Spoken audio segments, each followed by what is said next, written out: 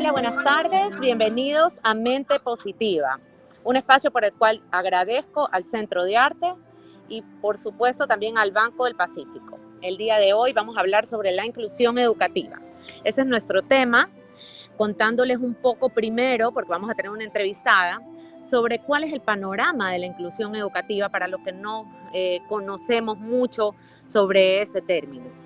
Y es que debemos recordar que la educación es un derecho para todos, un derecho humano, la educación de calidad en todos los países del mundo. Pero, sin embargo, como todos sabemos, y especialmente en países como Ecuador y Latinoamérica, hay una inequidad grande que siempre deja a un grupo muy amplio en la exclusión, ya sea porque está en riesgo por tener muy bajos recursos o extrema pobreza, o porque simplemente tiene alguna condición diferente. Y finalmente, cualquiera de estos niños queda excluido y no recibe la educación durante su infancia y pues en su juventud. Y han habido varios intentos, luego de varias convenciones, entre esas una muy famosa en 1994, que es la Convención de Salamanca, la Declaración de Salamanca, en donde se reunieron varios países que se comprometieron a cambiar sus políticas y a realizar distintos esfuerzos en pro de la educación para todos. A la inclusión educativa se la ha relacionado mucho con las personas con discapacidad, porque efectivamente también desde más o menos los años 80 hubo otras reuniones entre estas personas que reclamaban sus derechos. Y aquí las conocemos en el Ecuador legalmente como personas con necesidades educativas especiales. Y después de que se empezaron a crear estas políticas alrededor del mundo, también hubo una serie de iniciativas que no han tenido mucho éxito en los distintos países para poder reducir esta exclusión. Y sin contarles más, sino dando un pequeño mensaje antes de presentarles a mi invitada, ha sido muy importante para estas personas con discapacidad el cómo ellas son llamadas, porque es la manera en que nosotros las vamos a ver. Cambió el término que se utilizaba mucho antes, que era discapacitados, por persona con discapacidad. Pues las personas con discapacidad quieren que se las llame por su nombre, que no sean definidas por el término discapacitados, sino que se vea primero a la persona antes que la discapacidad. La inclusión educativa no es solo para ellos, pero esto es muy importante, por lo que vamos a conversar con Natacha Montalvo, que aparte de ser mi compañera de trabajo, es mi amiga y que maneja muy bien un nuevo enfoque de inclusión educativa que está funcionando en las aulas de alrededor del mundo. Les presento a la máster Natacha Montalvo. Ella es directora académica de ALATA y ella construye y desarrolla una serie de espacios de formación para miembros de la comunidad educativa. Hola Natacha, ¿cómo estás? Hola Adri, ¿cómo estás? Todo muy bien. Gracias por invitarme. Estoy súper contenta de que estés aquí con nosotros. Quiero que nos cuentes un poco sobre cuál es el panorama de la inclusión educativa en Ecuador por toda la experiencia que tú has tenido dentro de este ámbito y por lo que ves el día de hoy. A ver, un poquito en la experiencia que hemos tenido acá en la educación en el Ecuador, yo creo que hay que tener dos puntos sumamente claros, dos puntos que son importantes en este espacio y fundamentales. El primero es bastante positivo, digo yo, en el que el Ecuador maneja toda una constitución, leyes, reglamentos, acuerdos en el que están apoyando todo el tema de inclusión, ¿sí? El de generar oportunidades para todos, las personas, para que los estudiantes, para que entren dentro de aulas regulares, para que en todos los espacios puedan entrar las personas que tienen diferentes condiciones, ¿sí? Y que sean respetados sus derechos. Pero yo aquí me pongo a pensar en un punto sumamente importante, que la inclusión está mirada, y no solamente en el Ecuador, porque así está marcada la ley, en el tema de discapacidad, ¿sí? La palabra inclusión está a la par de lo que se entiende acá y en Latinoamérica y en el mundo hacia el tema de discapacidad, de condiciones diferentes. Cuando nosotros entendemos que la inclusión no es la discapacidad, que la inclusión es generar oportunidades de aprendizaje, es generar oportunidades para todas las personas, ahí estamos entendiendo lo que es la verdadera inclusión. Tenemos aulas diversas, tenemos espacios profesionales diversos, tenemos empresas que tienen personal diverso. Por lo tanto, cuando hablamos nosotros de inclusión, hablamos de diversidad, de respeto a la diversidad y de entender esa diversidad para poder responder frente a ella. Entonces, aquí viene el otro punto fundamental. Viene el otro punto fundamental, que si ya entendemos el tema de inclusión, ¿sí? Sobre todo en el campo educativo, viene la pregunta de si los docentes están preparados y fortalecidos para poder atender esta diversidad en el aula. La inclusión es bonita, la inclusión está escrita perfectamente.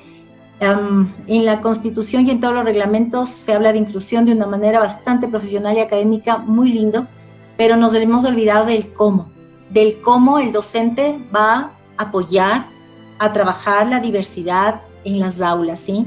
Entonces, ahí es cuando nace la urgencia de fortalecerlos para que podamos hablar de una inclusión efectiva, para que no hablemos de discapacidades, para que no hablemos de etiquetas, para que hablemos de diversidad, de las diferencias, y desde las diferencias podamos nosotros atender a cada uno de nuestros estudiantes, a cada uno de nuestros colaboradores en las empresas, de diferentes profesionales que están en diferentes espacios y que les podamos dar oportunidades para salir adelante. Esa es la verdadera inclusión.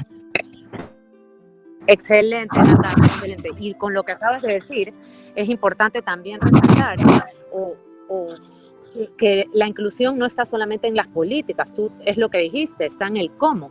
Y en el cómo está en aprender, en tener esas herramientas para poder tener una buena práctica educativa en ese caso, pero aparte tenemos esa otra tercera dimensión, que es la cultura, y todos esos estereotipos, esta manera de ver, y es súper importante lo que dijiste, poder cambiar esta mirada de la discapacidad hacia la capacidad. Entonces, yo de todas maneras, como entiendo muy bien de lo que el mensaje que nos estás enviando, ¿nos podrías explicar también cómo esto se alinea con la mirada de este enfoque aprendizaje sostenible, que es un enfoque que viene desde Australia y que sé que está funcionando muy bien aquí con los docentes y con la comunidad educativa en general?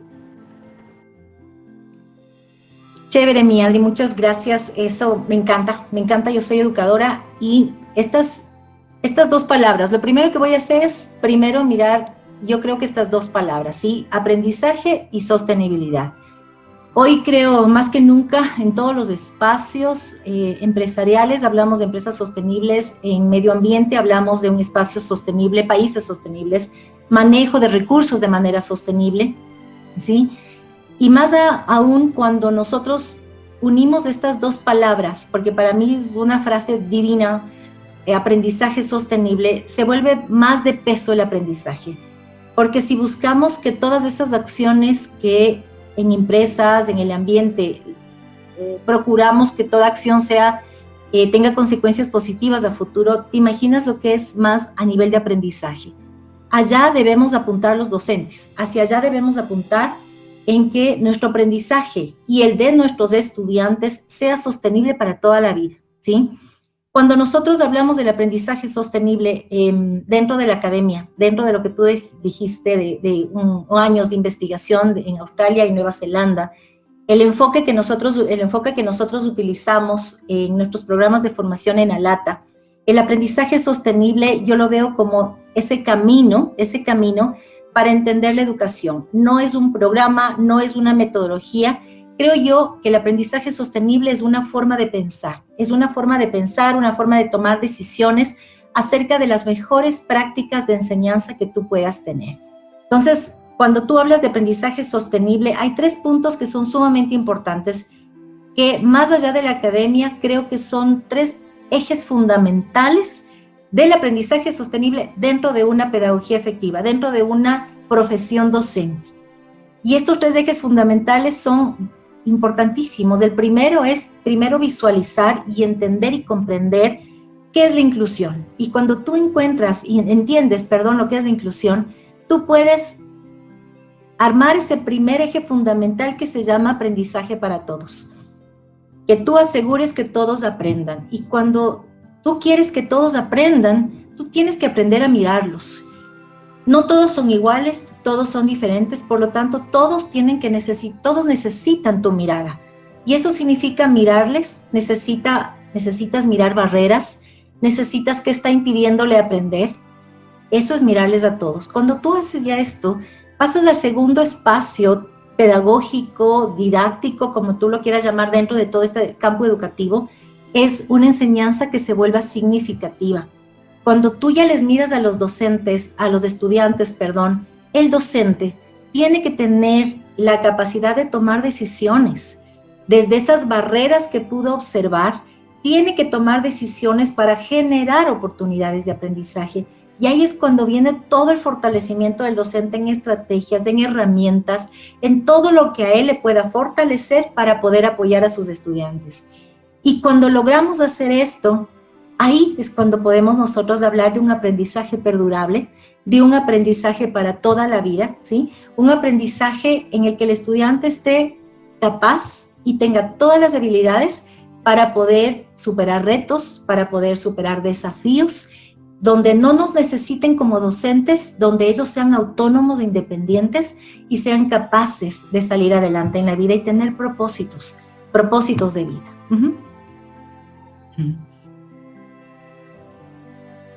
Excelente, Natalia.